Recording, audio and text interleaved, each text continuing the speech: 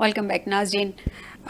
Brigadier साहब, जैसे कि ईरान ने कहा कि प्रेसिडेंट ट्रंप पहले की तरह टाइम गेन कर रहे हैं, ये कल ईरान की जानिब से स्टेटमेंट आई थी ताकि वो फ़ौजें इकट्ठी कर सकें, और इसमें तो कोई डाउट है ही नहीं कि वो फ़ौजें वो वाकई इकट्ठी कर रहे हैं। 5000 और बंदा वो इकट्ठा कर रहे हैं मेरिन्स को इस इलाके में। क्या प्रेसिडेंट ट्रंप एक दफ़ा फिर अमेरिका और दुनिया को टोपी पहनाना चाह रहे हैं, अगर मैं सिंपल वर्ड्स में कहूँ? क्योंकि हर दफ़ा हम देखते हैं कि वो मुज़ाकरात तो करते हैं, साथ साथ अटैक भी कर देते हैं। कभी वो डायरेक्टली अटैक में आ जाते हैं, कभी उनकी बाकायदा बैकिंग से इजराइल अटैक कर देता है।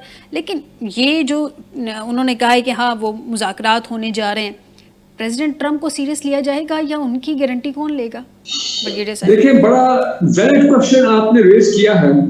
मैं शायद उन चंद लोगों में से था जिन्होंने, जब से ट्रंप आया, मैं ये कह रहा हूं कि इनको मैं 3 ट्रिपल यू से मैं इनको डिस्क्राइब करता हूं। ये अनरिलायबल है, ये अनट्रस्टवर्दी है, ये यू टर्न के बादशाह है। और आप देखें कि पिछले एक साल में ज्यादा, जब से ये प्रेसिडेंट बने हैं, इन्होंने बिल्कुल ये तमाम अपनी क्वालिटी जो है इनको डेमोन्स्ट्रेट किया। हमें नहीं पता कि अंदर में के खाने वो उनकी क्या अज़ाइम है, क्या उनकी सोच है। ठीक बात है। क्योंकि बेसिकली हम लोग जो है, मैं अपने पाकिस्तान की लीडरशिप होते हैं, हम लोग स्ट्रेट लोग हैं, हम ईमानदारी से बात करते हैं, हम सिंसियरिटी से बात करते हैं। ठीक है, ये हेरा फेरी, दोगलापन, चक्करबाजी ये हमारी में नहीं है। तभी तो लोग हमारी इज्जत करते हैं और हमारा एक मकाम है इंटरनेशनल कम्युनिटी में। यार ये सीधे लोग हैं, स्ट्रेट बात करते हैं। तो वी डोंट नो। अब अपेरेंटली दुनियावी पॉइंट ऑफ व्यू से अगर देखा जाए, जो आमने सामने है, ग्राउंड रियलिटी तो ये बता रही है कि जी वो कोई एग्रीमेंट की बात करना चाहते हैं। 8-10 पॉइंट हैं उनके, ईरान की भी कुछ डिमांड्स हैं और उस पर कोशिश उनकी होगी कि कोई एग्रीमेंट हो जाए, ताकि ये जो स्टॉक मार्केट का प्रॉब्लम है अमेरिकन इकोनॉमी में, ये जो वहां पे तेल की कीमतों का मसला खड़ा हो गया, उनकी अपनी इकोनॉमी बड़ी इफेक्ट हो रही है। उनके अंदर कुछ नेगेटिव वॉइसेस जो हैं वो शुरू हो गई है। उनके अपना काउंटर टेररिज्म का जो कैंप जो है, head of national counter terrorism, उसने रिजाइन किया है और लोग बड़ी नेगेटिव बातें कर रहे हैं अपना ट्रंप के ऊपर। और वो भी ज्यादा परेशान है कि भाई इसको हम प्रिडिक्ट नहीं कर सकते हैं, ये अनप्रिडिक्टेबल है, ये आज कुछ कहता है कल कुछ और कह सकता है। तो लिहाजा पाकिस्तान की leadership I am sure in तमाम चीजों को समझती है और दे अंडरस्टैंड कि इनकी पर्सनालिटी में ये क्या मामला है। तो अब बात यही है कि हम तो हमारी तो कोशिश होगी कि भाई किसी तरह कोई एग्रीमेंट हो जो हम रोड प्ले कर रहे हैं, लेकिन डिपेंड करता है ईरान इसका कितना क्या स्ट्रांगली, उनकी क्या जो एक बड़ी डिमांड है कि आप ये जो गल्फ कंट्री के जो बेसिस हैं इनको आप खत्म करें। क्या अमेरिका करेगा? मेरा ख्याल नहीं करेगा। और अब नए हुर्मुज़ इतनी आसानी से उसने अमेरिकन को जॉइंट कंट्रोल में नहीं देखना।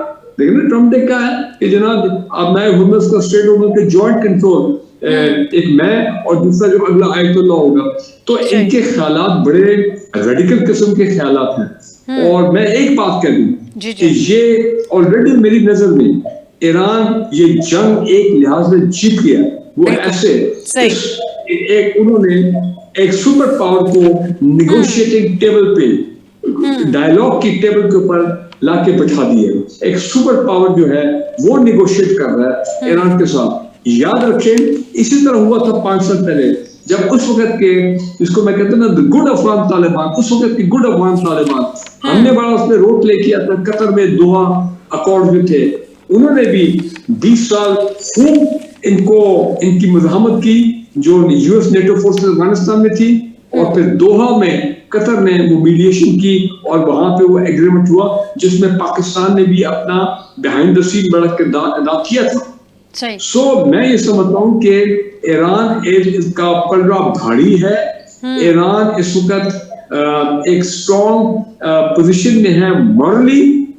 ठीक है, नुकसान उनके बहुत सख्त नुकसान हुए ऑन ग्राउंड, उनके इंफ्रास्ट्रक्चर पर तबाह हो गया। लेकिन आप देखिए, एक साल में दूसरी जंग है जिसको वो लड़ रहे हैं, और वो भी against super power and the most evil country in the world, Israel. So मैं ये समझता हूँ कि इसमें मुसलमान ममालिक के लिए भी एक लेसन है कि यार अभी भी इकट्ठे हो जाओ, अभी भी इकट्ठे हो जाओ। नहीं इकट्ठे होंगे तो ये चुन चुन के एक एक को पकड़ के मारेंगे। बिल्कुल सही अब कह लेट रहे अस हैं। प्रे कि जुमे हफ्ते तक ये मामला और आगे किधर तक चलते हैं।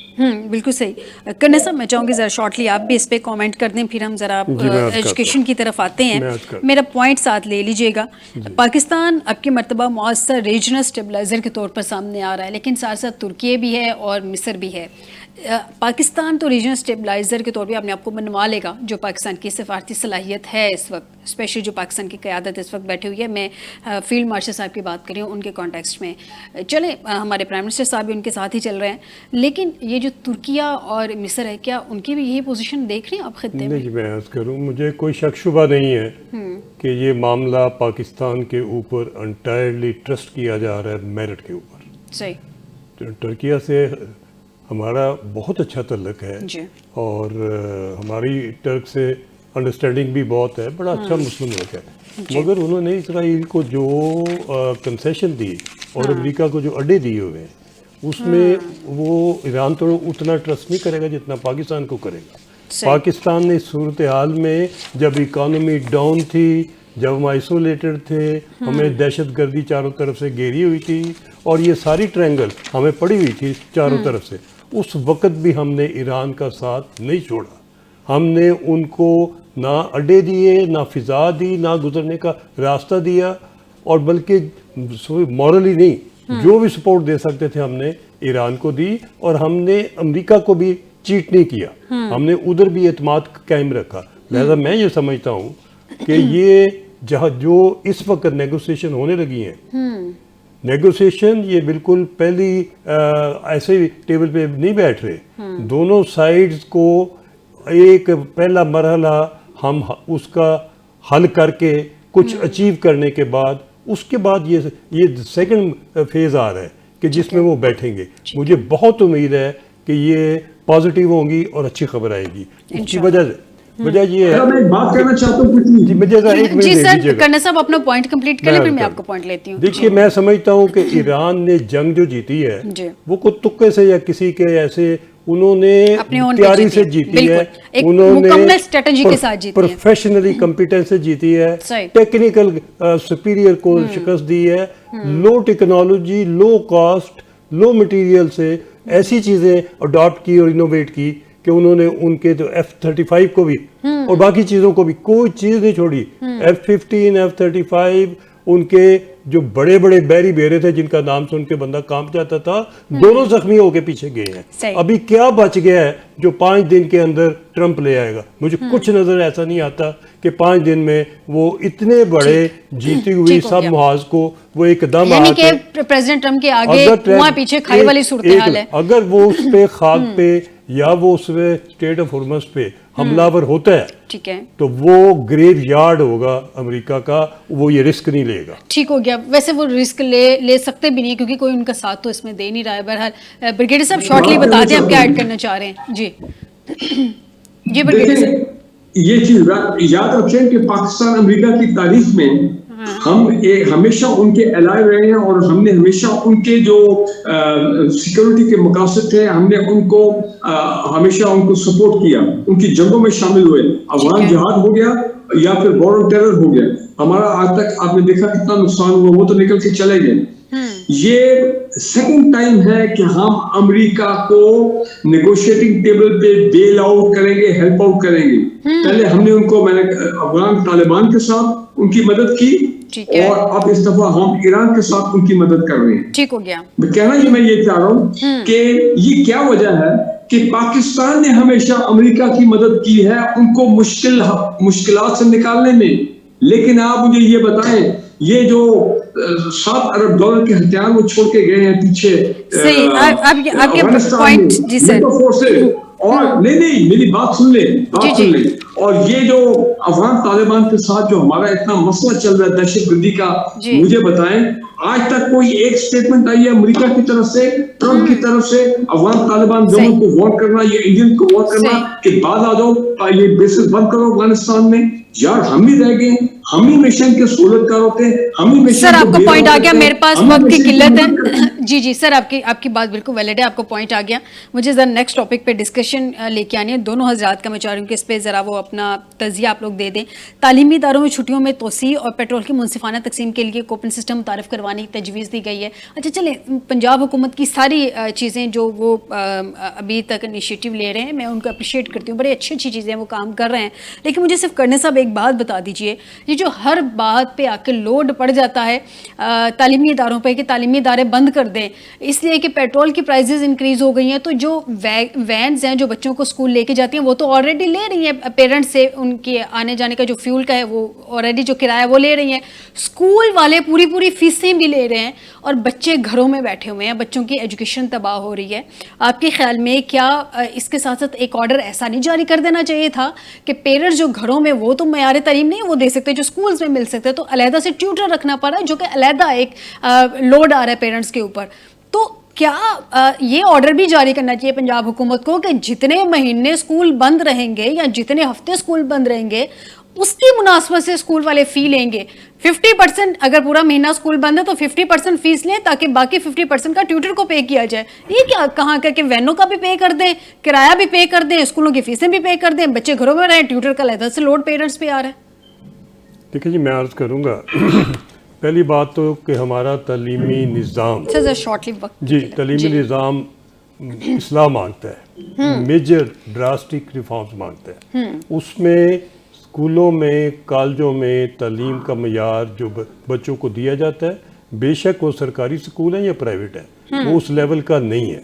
ये वही टीचर शाम को ट्यूटर बन के तो अकेडमियों में और घरों में आके वो उसको मेकअप करते हैं। एक दूसरा ये कि जब तक आप ऑनलाइन सिस्टम अपना प्लेस ना कर ले, इंस्टॉल ना कर ले, बच्चों को उस पर एक्टिवेट ना कर ले, बंद करने के बंद उस वक्त करें जब आप अल्टरनेटिव अरेंजमेंट किया हो। बिल्कुल ऐसे ही। तीसरी बात मैं ये कहूँगा कि ईरान को इजाज़त मिल गई है यूएसए से अपना तेल लेने के लिए, चाइना भी ले रहा है, इंडिया भी ले रहा है।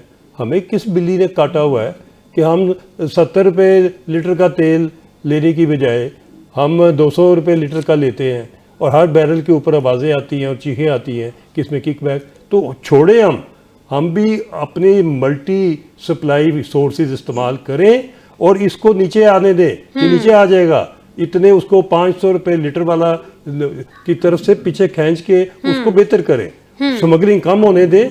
उसी अगर बाई रोड आता है तो रोड खोले, कंट्रोल करे, कस्टम को खींचे, टैक्स ले उनसे, वो टैक्स आपको पूरा कर देगा। बिल्कुल आपको पॉइंट आ गया ब्रिगेडियर साहब। सर यही क्वेश्चन आपसे, जब स्कूल बंद कर देते हैं लेकिन स्कूलों को फीसें भी मुकम्मल जा रही हैं, वैन्स को किराए भी पूरे के पूरे वो ले रहे हैं पेरेंट्स के, लेकिन पेरेंट्स के ऊपर जो एक्स्ट्रा लोड आ रहा है वो है ट्यूटर का, क्योंकि स्कूल्स तो बंद है तो बच्चों ने कहीं ना कहीं तो पढ़ना है, वो मयार तालीम तो घरों में नहीं दिया जा रहा, तो ट्यूटर को एक्स्ट्रा पे किया जा रहा है। लेकिन एक इंस्ट्रक्शन जो प्राइवेट या गवर्नमेंट स्कूल की, गवर्नमेंट की तो खैर फी बहुत कम होती है, प्राइवेट स्कूल्स की जो फीसें इतनी हाई हैं उसके लिए हुकूमत क्यों नहीं ये इंस्ट्रक्शन जारी करती है कि भाई आप भी आधी फीसें लें। पेरेंट्स को मतलब बच्चों की तालीम तो कॉम्प्रोमाइज़ हो ही रही है, जेबें भी कॉम्प्रोमाइज़ हो रही हैं और पेरेंट्स को बताया ये जाता है कि भाई आपके बच्चों के फ़ायदे के लिए, आपके हक के लिए ये किस किस्म का फ़ायदा, किस किस्म का हक है। भाई सर आप प्लीज़ मुझे समझा दें।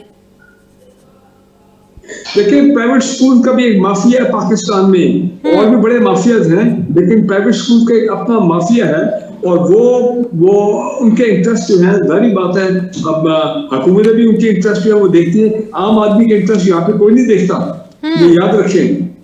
तो सर फिर स्कूल क्यों बंद कर देते हैं हर दूसरे दिन? स्कूल्स क्यों बंद करते हैं? जाने दें फिर। नहीं, इसमें तो कोई हर्ज नहीं, बिल्कुल जाने देना चाहिए। तो व्हाई नॉट? अगर आपने वो ट्रांसपोर्ट की फीस देनी है और आपने स्कूलों को भी फीस देनी है, तो बिल्कुल जाना चाहिए।